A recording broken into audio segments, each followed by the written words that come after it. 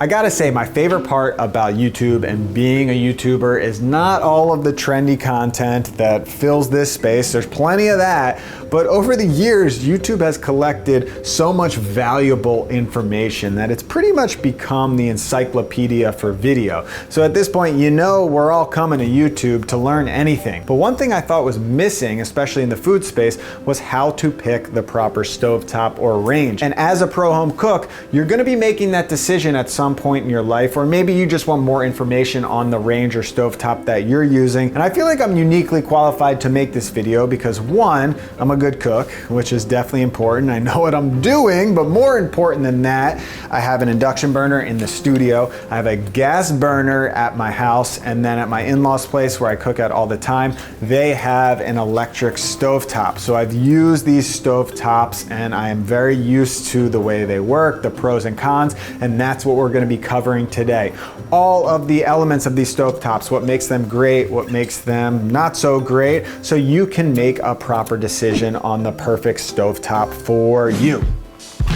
So we're gonna start off with the induction stovetop because that's what I have in the studio. I figured we would start there, even though that's probably the most unusual stovetop because it's new technology. So first, let me explain a little bit of the technology. Each of these burners have a coiled copper wire, and when you pass an electric current through that copper, an electromagnetic field of energy is created. But that is only part one. Now you've got to get a pan that has some type of iron content in it. When you place that on the stove, the electromagnetic field passes through the coil into the pan and makes those iron molecules vibrate at an extremely high speed, causing friction, which creates energy directly into your food. And this is why a lot of people are starting to convert. They're starting to understand the efficiency of this stovetop. It's actually 90% efficient. So 90% of that energy created is going directly into your food, and only 10% of the energy is lost into the environment, which is amazing for your energy bill and just for the environment in general. The second pro is that the induction burner is by far the safest stovetop. Because of the way this stovetop works,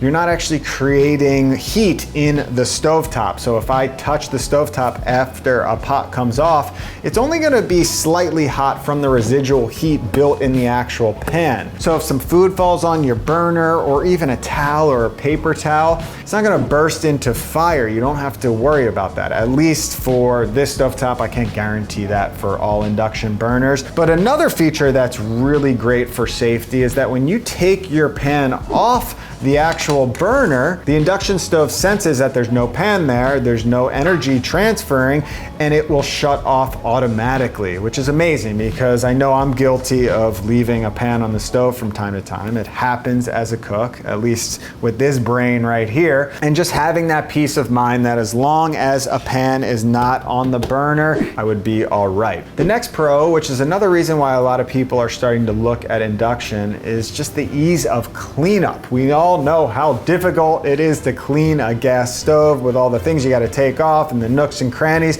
Well, with an induction stove, because the stovetop cools very quickly, there's not much residual heat there, you can clean it right away, and also it's just a nice smooth glass surface. So you spray it down, you wipe it off, and it's as good as new. And the last pro of an induction burner, which is what most people already know about, is the extremely quick heat up time. So when it comes to heating up liquids like water or soup, it's incredible. You can bring food to a boil so fast. The saying of a watch pot never boils, it's eliminated with an induction burner because you can actually watch this pot boil pretty quickly. So for 2 cups of water in a little pot on the induction burner, you can see here, in just about a minute and a half, we came to a full boil, that's just crazy. So that's the pros, let's get into the cons. The first con that you just can't get away from right now at least is the price point. This is new technology.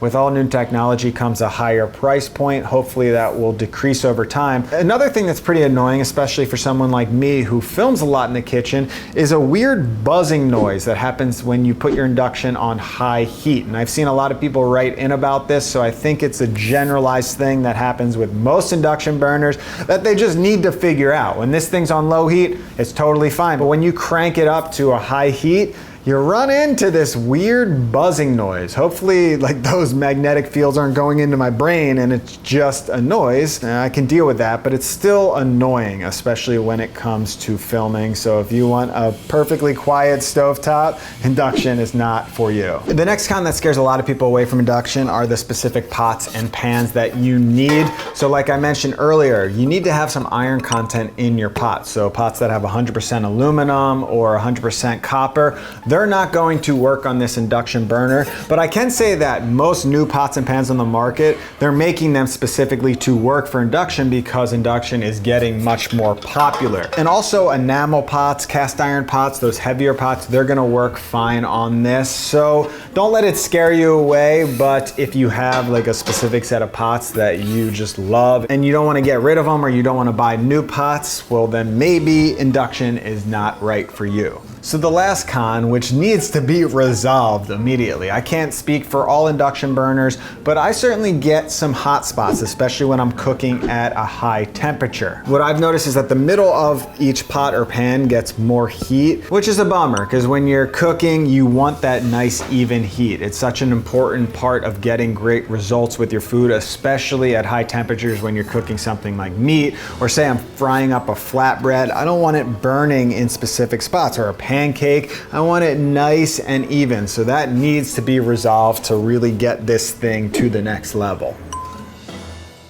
Let's talk gas stove, and the first pro for me by far is just cooking with fire. It's just more fun. As human beings, that's how we developed. We figured out fire technology and we started cooking food with it, and it's hard for me to break away from that. It's just exciting to cook with fire, but some people, they don't like fire at all. They don't like the idea of it. I'm a bit of a pyro, but I think I'm a pyro because I'm a cook. I think those two things, they are deeply connected. So if you like cooking with fire, then definitely you're gonna want a gas stove. Number two is having unlimited temperature control, which is huge. You don't just have some buttons that say, okay, here's a range from 1 to 10, and you gotta be on one of those. With a gas stove, you've got a dial, and you can really dial it in to whatever temperature you want. So there's a whole range of settings, and you're in complete control of that temperature. Number three, which I think is a bit underrated, is having visual temperature control. So along with that unlimited temp control,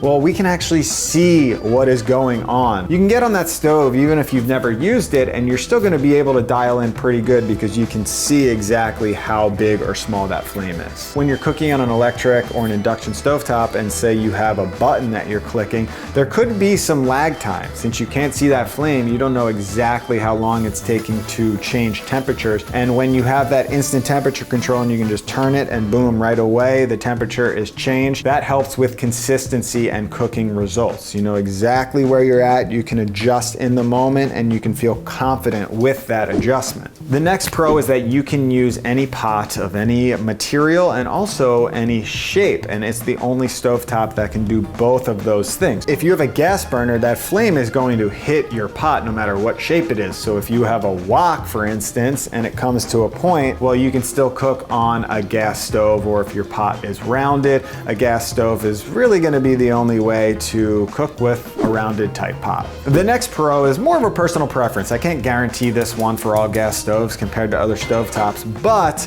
I find that when you cook at a high temperature on a gas stove, like when you're searing meat or you're stir frying some veggies, it's just a better cooking experience. It's a little easier to control that higher temperature, and I find I just get better results, especially when I'm searing up something like a steak. I have a much easier time getting a consistent crust compared to potentially burning something on another type of a stovetop. All right, so let's do the 2-cup boil test, and you can see here 2 cups in the gas stove. Takes a pretty good amount of time, just around 3 to 4 minutes to get to a nice full rolling boil. Cons of the gas stove, and the first one is that it's really not energy efficient at all. And this was pretty shocking to me when I first heard the stats. It's only 45% energy efficient, so that flame, it goes on, it hits the pan, but a lot of that energy, a lot of that heat is just being lost into the environment, not to mention the gas is also going to the environment as well. So it's going to heat up your kitchen, and also you'll have more just natural gas flowing throughout your kitchen. The second con is that it's probably the most dangerous. You know, we're cooking with fire, so there's gonna be some risks involved with a live flame. This isn't obviously a problem, but if safety is your number one concern, well, then maybe you should stay away from a gas stovetop because you can potentially burn yourself on the flame. The elements around them are heating up a lot through that flame, and you can burn yourself on the element. And also, when you have the gas hookup, there's potential for gas leaks. All right, the next con is that it's by far the hardest to clean. When you clean it, because you're probably not gonna clean it as much because it's a pain in the ass, you gotta take off all the pieces, clean all of those pieces, spray it down. There's all these nooks and crannies that you gotta get the food out of. It's just annoying to clean. So if you like a nice sparkly kitchen, you're a bit OCD, well then definitely get a stovetop that is glass and has a nice smooth surface. Another con that I've dealt with many times in my past, especially in the college days, is some gas burners just have a very weak flame. Like you can't get them on a high heat. Whereas induction, no matter what, you're gonna be able to get that thing pumping. Electric, there can be some pretty shitty electric stoves, but with gas, you know, I've dealt with many gas stove tops that the high flame is like a low flame. And that's no fun because you can't really get cooking. So that could be a potential depending on your gas stove. And one final thing that I've run into, which is definitely not a concern with all gas stoves, but sometimes the low setting is not low enough. When you turn it all the way down, you're still boiling your food. And sometimes I just want a nice simmer or just to keep something gently warming and the flame is just a little bit too high. Only happens with specific stoves, but I've definitely run into that issue, so something to look into. Finally, the electric stove, and there's two main types of electric stove. You have the old school style with the coil, and then you have the newer electric stoves that are just the flat glass surface. I'm using for this demonstration one of the newer electric stoves with just the glass surface. So the first pro is energy efficiency. It's coming in at around 75% efficient, so not as efficient as the induction burner, but still pretty good, better than gas. You're not gonna be losing so much energy into just the air. Number two is easy cleaning again. This only goes for the flat glass surface. The coils, that's a different story, but when you have a flat glass surface, of course, just like the induction burner, it's very easy to clean. The next pro is the price point. If you are looking for a cleaner look in your kitchen, a nice flat surface, well, this is going to be the best option compared to an induction burner, which is gonna be at least 30% more in cost. So if price is very important, think about an electric stovetop. The last pro is precision, and this definitely comes with a learning curve, but what I found with electric stoves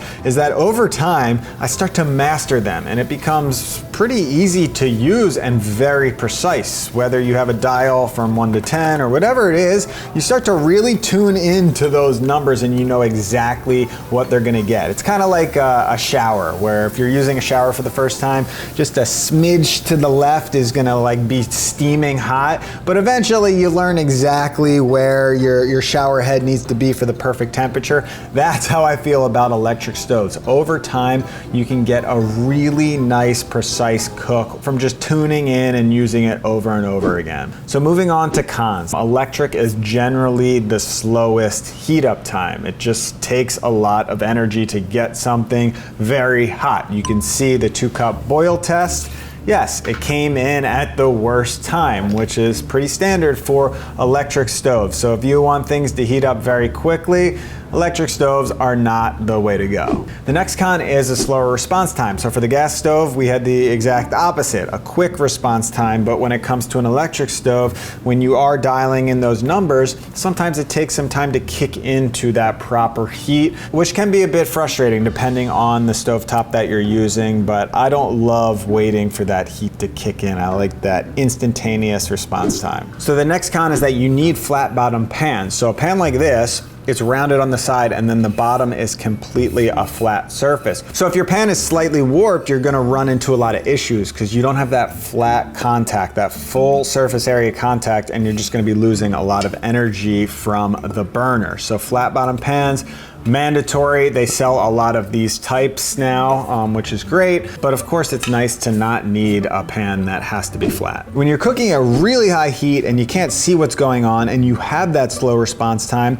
well, you might burn your food because all of a sudden you're searing your meat and it's way too high, and then you're like, oh, no, let me click it down, but it takes too long, and then boom, your food's already burnt. So high temperature cooking can be a bit tough on electric stovetops. And then finally, some electric stovetops can be weak, especially those old school coil ones. This is certainly not the case for all stovetops. This stovetop that I'm working off of is really great, but I have found some electric stovetops to be a bit weak.